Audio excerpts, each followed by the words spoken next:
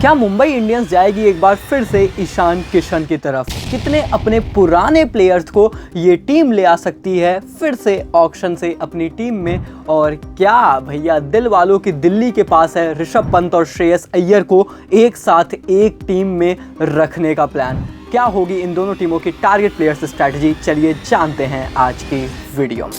Mumbai Indians team से शुरुआत करते हैं दोस्तों। आपको पता है कि इस टीम का कोर इस टीम के पास है। जसप्रीत बुमराह, हार्दिक पांड्या, रोहित शर्मा, सूर्य कुमार यादव, तिलक वर्मा इस टीम के पास हैं। 45 करोड़ के साथ when you are going into the auction, आपको पता है कि आपकी रिटेंशंस ही आपकी प्रायोरिटी हैं। एंड इसके बाद आप मोर और लेस 2-3 बड़े प्लेयर्स को खरीदने के बाद झुंझुना ही बजाएंगे ऑक्शन में। So what you need better strategy. आपको बहुत अच्छे से स्ट्रैटेजाइज करना पड़ेगा। आरटीएम में एक अनकैप्ड का ऑप्शन है, उसमें से मुझे लगता है कि आप निहाल वदेरा, नमन धीर की तरफ ज़रूर देखने वाले हैं।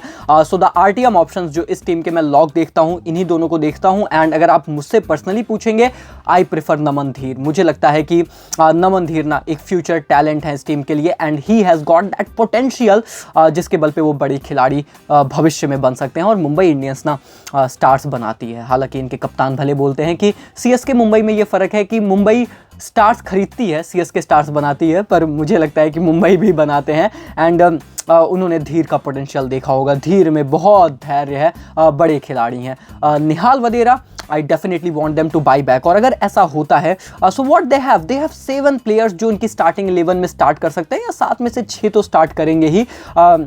तो आपका जो प्रिटी गुड सॉलिड स्क्वाड था जो पहले था आपके पास, वो आपका तैयार होगा, ऐसा मुझे लगता है। लेकिन ऑक्शन स्ट्रैटेजी सिर्फ आरटीएम बेसिस पर नहीं चलेगी, और भी इंपॉर्टेंट चीज़ें हैं। देखिए, सबसे बड़ा पॉजिटिव मुंबई के पास ये है ना कि विदेशी स्लॉट्स बहुत ज़्यादा हैं। Can target as much as foreign quality players जो इनको चाहिए, क्योंकि सारे भारतीय टॉप क्लास प्लेयर्स ही तो इनके पास है ना। तो विदेशी स्लॉट में आपके जो 4 प्लेइंग 11 में आएंगे, वो 4 धुरंधर आप इन 45 करोड़ में से खरीदने का प्रयास कर सकते हैं।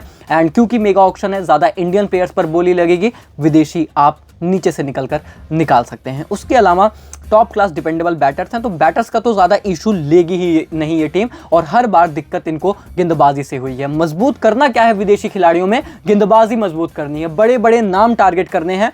और ये ऐसी टीम है ना जो एक क्लियर माइंडसेट के साथ आती है। पिछले साल याद है मुझे, एक साल था ईशान किशन पर एकदम ऐसे पैंडल ऊपर कर दिया था कि चाहिए ही चाहिए। जोफ्रा आर्चर पर ऊपर कर दिया था, चाहिए ही चाहिए। तो वो जो क्लियर माइंडसेट है, क्लैरिटी है, वो लेकर ये ऑक्शन में आएंगे। एंड अब जानते हैं इनके टारगेट एरिया। सबसे पहले क्वालिटी बॉलर। जैसा मैंने बताया कि batting is not the issue, bowling is the concern for Mumbai Indians. और पिछले 3 साल में अगर इस टीम ने कुछ सीखा होगा तो वो यही है शायद कि गेंदबाजी मजबूत करनी पड़ेगी। ओपनर्स चाहिए, और ओपनर में ये प्रेफर करेंगे लेफ्ट हैंड बल्लेबाज, क्योंकि रोहित शर्मा का जोड़ीदार नहीं है, ईशान किशन नहीं है। एंड वो एक कंसर्न है जिस पर अभी हम बात करेंगे। एंड उसके अलावा मुझे लगता है कि they actually want number 7 number 8 के आसपास एक बल्लेबाज, एक ऑलराउंड काइंड ऑफ अ बल्लेबाज, या फिर आप कह सकते हैं फिनिशर एबिलिटीज वाले प्लेयर्स इनको चाहिए जो थोड़ी हार्ड हिटिंग कर सके। एक आधा ओवर भी डाल देंगे तो दे वोंट माइंड। जैसा इनके पास Tim David kind of a players थे, वैसे भी एक चाहिए रहेंगे। और ये कुछ इंपॉर्टेंट एरियाज हैं जहां पर इस टीम को टारगेट करना है। So let's just start with the गेंदबाजी।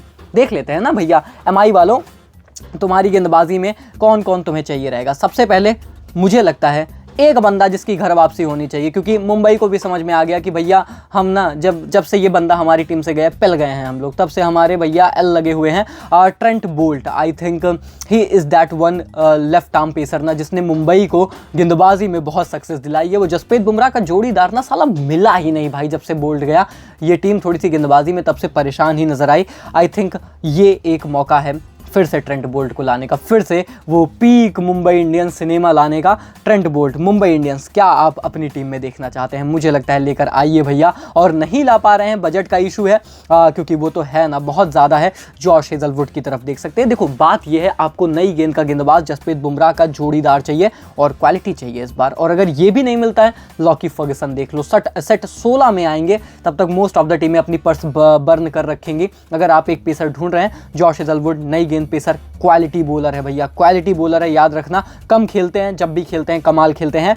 एंड ऐसे एक आधा और पेसर्स आपको टारगेट करने हैं, इंडियन पेसर्स आपको टारगेट करने हैं। इनफैक्ट आप बाई बैक करने का भी जो खिलाड़ियों को प्रयास करेंगे उसमें भी आप देख सकते हैं भैया इंडियन पेसर्स की तरफ और आकाश मदवाल की तरफ आप देख सकते हैं। बाई बैक करने के बहुत सारे ऑप्शन हैं इस टीम के पास। और उसके बाद आपको सिर्फ क्वालिटी पेसर ही नहीं चाहिए, मतलब मिचेल स्टार्क एंड ऑल ये भी आपकी लिस्ट में होंगे, कगिसो रबाडा भी होंगे। मैंने इसलिए लिस्ट में नहीं रखा क्योंकि पर्स नहीं है भाई, इसलिए ज़्यादा परेशान होने की ज़रूरत इस टीम को नहीं है। आप ऐसा नहीं कर सकते ना कि आप 20 करोड़ किसी एक पेसर के लिए रख लेंगे, फिर आपके पास फिर स्क्वाड में वही रहेगा कि एक ही है और नहीं है। आपको क्वालिटी वो ऑलराउंडर भी चाहिए, आपको उधर ओपनर भी चाहिए, इधर आपको पेसर और स्पिनर भी चाहिए, तो थोड़ा सा बना के चलना पड़ेगा। इसके अलावा I think one quality spinner इस टीम को चाहिए।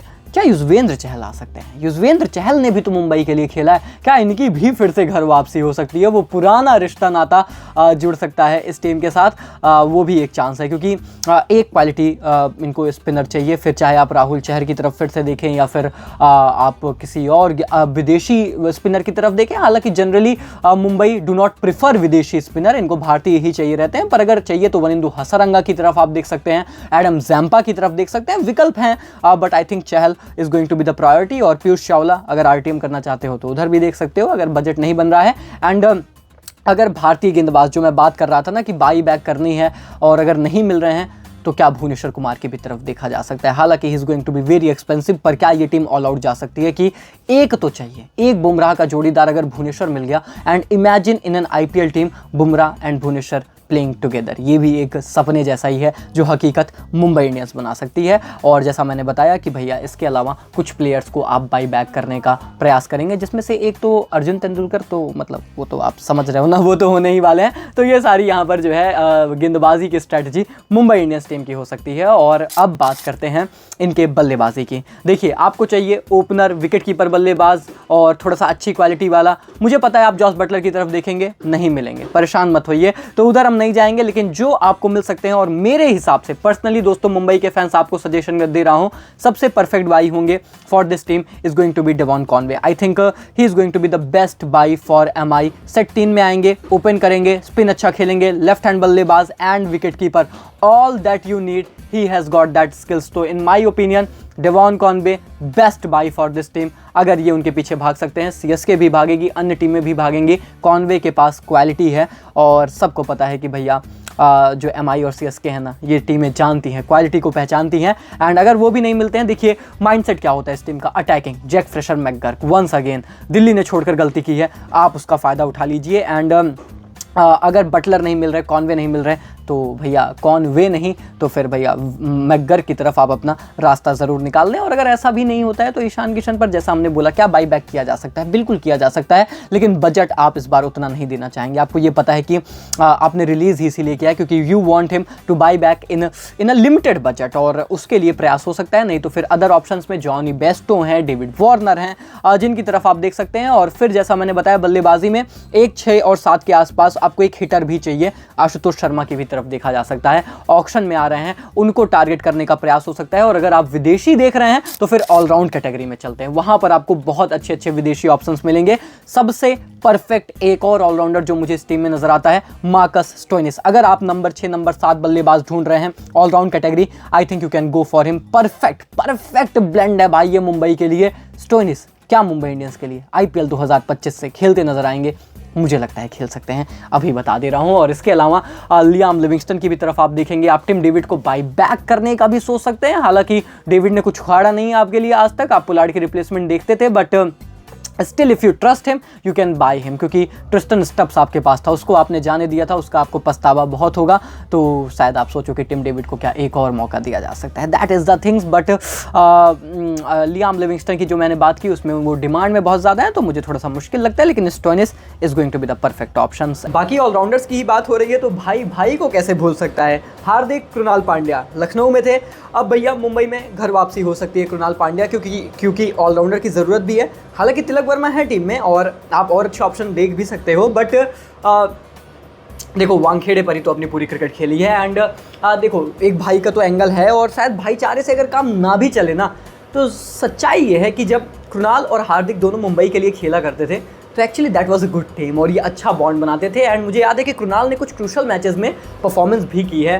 एमआई के लिए। तो अगर वो ओल्ड एमआई लेकर आना है ना, वो महिला जयवर्धने भी लाए गए हैं, वो ओल्ड एमआई मलिंगा थोड़ा सा क्रिएट करने का कल्चर प्रयास कर रही है मुंबई इंडियंस, तो उसमें ये काम भी हो सकता है। कृणाल पांड्या की होम कमिंग भी हो सकती है। And these are basically the areas जहाँ पर इस टीम को कवर करना है। और अगर ये सारे एरियाज मुंबई ने कवर किए तो मुझे लगता है they are going to make a pretty solid squad. एक चीज़ जो मैं मुंबई की जानता हूँ वो ये है कि जो इनके पास इंपॉर्टेंट प्लेयर्स थे, निहाल, नमन धीर और इनफैक्ट आकाश मधवाल और उसमें आप अर्जुन तेंदुलकर को जोड़ेंगे, तो कुछ ये बड़े नाम ज़रूर हैं जिनको ये बाई बैक करने का प्रयास करेंगे, क्योंकि ये टीम अपने कोर पर बहुत ट्रस्ट करती है, प्रोसेस पर बिलीव करती है। इसके अलावा मुझे लगता है कि गेंदबाजी बहुत इंपॉर्टेंट है इस टीम के लिए इंप्रूव करना। बाकी ऊपर चीज़ें लगभग सेट हैं, उतना बड़ा कंसर्न नहीं है। एक आधा हिटर, ऑलराउंड हिटर आपको चाहिए, वहां पर आपको थोड़ी एडजस्टमेंट करनी है। शर्फिन रदरफोर्ड की तरफ देख सकते हैं। ये 2-3 ऑप्शंस हैं जिनकी तरफ ये टीम जाएगी with the limited budget, keeping that in mind कि आप ज़्यादा कंपीट नहीं कर सकते, आप बहुत बड़े प्लेयर्स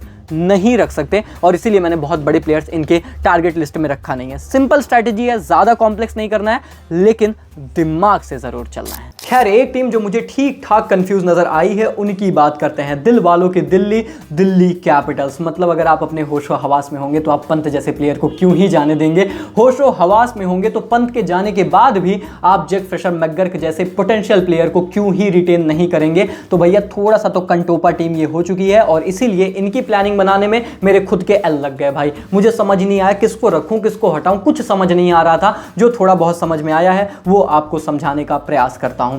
मुझे इतना पता है कि इस बार ये टीम इंडियन क्वालिटी प्लेयर्स पर ज्यादा डिपेंडेंट है, क्योंकि जो जीएमआर ग्रुप है वो ऐसे खिलाड़ियों पर ज्यादा फोकस करना चाहता है। भारतीय प्रायोरिटी होने वाले हैं। ज्यादा स्ट्रैटेजी नई होगी, नई प्लानिंग होगी, और इनफैक्ट अपने कुछ प्लेयर्स को बाई बैक करने का ये प्रयास भी करने वाले हैं। 73 करोड़ की बड़ी पर्स है इनके पास। क्या ये ऋषभ पंत को फिर से टारगेट कर रहे हैं? जी हाँ दोस्तों, कर रहे हैं। सुन के शौक लगा, पर ये सच्चाई है। क्या उन पर आरटीएम यूज हो सकता है? बिल्कुल यूज हो सकता है, लेकिन क्या अभी भी वो इस टीम का हिस्सा नहीं बनेंगे? इन सब के बावजूद भी हाई चांसेस कि स्टिल कोई और टीम उनको लेकर चली जाएगी। लेकिन दोस्तों, क्या ये टीम एक बड़ी खिचड़ी बना रही है जिसमें ऋषभ पंत और श्रेयस अय्यर दोनों के डुओ को फिर से एक टीम में लाने का प्रयास हो रहा है? देखिए भैया, प्लानिंग में इनके ऋषभ पंत भी हैं, प्लानिंग में श्रेयस अय्यर भी हैं, तो हो तो रहा है प्लान, पर सक्सेसफुल नहीं होगा ऐसा मुझे लगता है। लेकिन कौन कौन से प्लान सक्सेसफुल हो जाएंगे उन पर बात करते हैं। बाई बैक करने का कौन कौन से खिलाड़ियों को इनका अच्छा खासा चांस है। सबसे पहले तो ऋषभ पंत पर कोशिश होगी, मुझे नहीं लगता आने वाले हैं, क्योंकि रिश्ते खराब हो गए तो हो गए। एक जो बल्लेबाज है जिस पर मैं बहुत श्योर हूं कि आरटीएम यूज होगा वो है जैक फ्रेशर मैकगर्क। मुझे लगता है जरूर होना चाहिए। एक तो तुमने चूतियाब किया, उसको रिटेन नहीं किया, कम से कम आरटीएम कर लेना। ललित यादव ने जब जब मौका मिला है अच्छा किया है, you can go for him. Mukesh Kumar ने पिछले साल I think highest wicket taker रहे हैं, अच्छी गेंदबाजी की है। तो इन खिलाड़ियों को बाई बैक करने की भी प्लानिंग इस टीम की होनी चाहिए। एंड इसके बाद कौन कौन से टारगेट एरियाज हैं? पंत नहीं मिल रहे तो कैप्टनसी आपको चाहिए। खैर, पंत मिल जाते तो भी कप्तानी नहीं देनी थी, तो कैप्टनसी ऑप्शन में आपको टारगेट करना है। आपको खिलाड़ी तगड़ा चाहिए, और मोस्ट प्रोबेबली भारतीय ही चाहिए। ये आपके दिमाग में बस गया है। आपको अच्छे खासे बल्लेबाज चाहिए, क्योंकि देखा जाए तो आपकी रिटेंशन में आपके पास दो यहाँ पे बेहतरीन ऑलराउंडर्स हैं। नीचे फिनिशर के तौर पर कुलदीप यादव यानी कि एक स्पिनर भी आपके पास है, अभिषेक पुरल एक ओपनर या फिर टॉप ऑर्डर में आप इनको देख रहे हो। तो आपको बैटर्स तो अभी पूरे खाली हैं, वो भरने हैं। पेस ऑलराउंडर्स आपको डेफिनेटली चाहिए, क्योंकि स्पिनर्स तो मैं आपकी 2 स्टार्टिंग 11 में देखता हूँ, अक्षर, कुलदीप, जो कि रिटेन्ड है। तो पेस ऑलराउंडर्स की आपको ज़रूरत होगी, और पेसर्स की अच्छी खासी ज़रूरत होगी। स्पिनर शायद आपकी उतनी प्रायोरिटी इस ऑप्शन में नहीं होंगे, बैकअप में तो you definitely need that's a common sense. लेकिन इंपॉर्टेंट क्या है? Captain option. कौन कौन है? Shreyas Iyer, Jos Buttler. किसके पीछे जाएंगे? श्रेयस अय्यर के पीछे। कितना जाएंगे? हाथ पैर धोकर पड़ेंगे। क्या अपनी टीम में लाएंगे? मुझे लगता है लेकर आएंगे। दोस्तों, देयर आर हाई चांसेस कि श्रेयस अय्यर की दिल्ली में घर वापसी हो सकती है आईपीएल 2025 से, क्योंकि जो जीएमआर ग्रुप है वो एकदम हाथ पैर धोकर पीछे पड़ा है कि वी वांट श्रेयस अय्यर, क्योंकि जब वो हमारे साथ थे ना तो हमने बहुत अच्छा परफॉर्म किया था। वो दौर अलग था। एंड श्रेयस अय्यर को लेकर ना एक फन फैक्ट बताता हूँ, बहुत लोग कंसीडर नहीं कर रहे हैं इस चीज़ को, पर श्रेयस अय्यर जब दिल्ली के कप्तान थे ना तो दिल्ली की परफॉर्मेंस बहुत अच्छी थी। दिल्ली फाइनलिस्ट तक गई थी, फाइनल तक खेली थी। उसके बाद वो केकेआर में गए ना, और केकेआर ने भी ट्रॉफी जीत ली। वो जहाँ जहाँ गए हैं लीडर के तौर पर, भले उनकी उतनी प्रशंसा नहीं होती, बंदा पीछे रहता है, लोग किसी और को क्रेडिट दे देते हैं कि टीम अच्छी थी। लोग बोल देंगे कि केकेआर में तो गौतम गंभीर इफेक्ट था, पर at the end of the day ना तुम कुछ भी देखो, पर ये बंदा लकी तो है अपनी टीम के लिए, और ये बात अब दिल्ली को अच्छे से पता है। तो श्रेयस अय्यर को वो लेकर आना चाहते हैं। उसके बाद Jos the boss Buttler, wicket keeper opener, captain, आपके 3 जो स्लॉट्स खाली हैं तीनों को एक साथ फिल कर सकते हैं। तो भैया in terms of capability definitely Shreyas Iyer से ज्यादा कैपेबिलिटी जॉस बटलर के पास है, पर इमोशंस आपके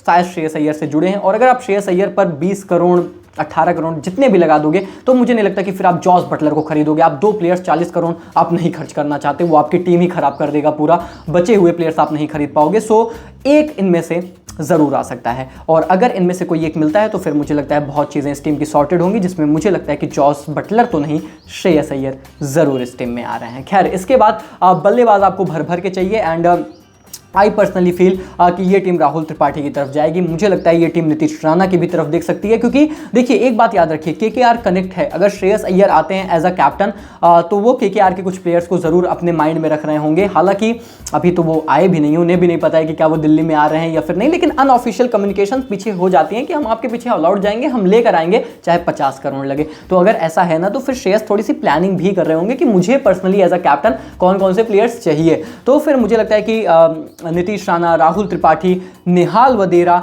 डेविड मिलर, क्योंकि आपको थोड़ा सा एक तो चाहिए प्योर बैटर नीचे फिनिशर नंबर 4 नंबर 5 पर जो अच्छे से खेल सके, अब नहीं है ना पंत भैया। और उसके बाद अगर ये सारे नहीं मिलते हैं तो एज एन ओपनर आप फिल सॉल्ट को ट्राई कर सकते हो, अगर आपके पास जॉस बटलर नहीं है। और भी बहुत सारे नाम है, अगर जेक फिशर मैकगर्ग भी नहीं है तो आप इनको देख सकते हो, नहीं तो एक बंदा था पृथ्वी शॉ, उसको आप बाई बैक करने का भी प्रयास कर सकते हो, क्योंकि आपको मतलब आपके साथ वो बहुत लंबे टाइम से रहे हैं और आपने उनको थोड़ा सा नरिश किया है। So if you want you can by him back. और इसके अलावा अगर मतलब बल्लेबाजी से इतने से भी मन नहीं भरा तो फिर भैया ऑप्शंस की तो कोई कमी नहीं है। जॉनी बेस्टो हैं, डेविड वार्नर बाई बैक किए जा सकते हैं, हालांकि मुझे नहीं लगता वो बाई बैक होंगे। तो ऑप्शंस तो बहुत है भैया, ऐसे खोजते जाओगे तुम निकलते जाएंगे, लेकिन ये कुछ इंपॉर्टेंट की प्लेयर्स हैं जिनको टारगेट किया जा सकता है। इसके बाद जैसा मैंने बोला allrounders, specially pace bowling allrounders इनकी प्रायोरिटी होंगे। सैम करन, मुझे लगता है ना कि दिल्ली को सैम करन पर हैवी इन्वेस्टमेंट करनी चाहिए। I think he is going to be the perfect fit for this team. एक पेस बॉलिंग ऑलराउंडर, एक थोड़ा सा लीडर माइंडसेट वाला खिलाड़ी भी, तो सपोर्ट भी मिलेगा, हिटिंग अच्छी कर सकता है, ओपन कराना चाहते हो तो ओपन भी कर सकता है, वो बड़ा प्लेयर बन सकता है ओपन, अगर लगातार 14 मैच करा दे दिल्ली कैपिटल्स। तो I think Sam Curran could be that option. Marcus Stoinis की तरफ जा सकते हैं, कस के मारने वाले खिलाड़ी हैं। Romario Shepherd, in fact this team could also once again look for Shardul Thakur. I mean Shardul Thakur allrounder, pace bowling जैसा आपको चाहिए।